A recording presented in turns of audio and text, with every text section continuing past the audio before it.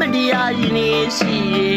သူနဲ့ဆိုတွေ့ရတမိုင်းနဲ့လေးတင်းနေငွေညမြင်ကိုပြန်သိရနေစီလာနေမျိုးဒီမှာအရာရီမြကန်တွေကငွေတောင်းရင်ကန်းရဲ့တမမကွေးညို့ဆိုရင်မြတ်လွင်ကိုတူဖူးခဲ့တာတွေမိမိအားနိုင်ပါ၍အခွင့်ရသားတဲ့တနေ့မှာရောက်တော့လာခဲ့ဦးမည်ရွှေညာသူရင်ကူလာရင်ကျမလာလို့ဒီ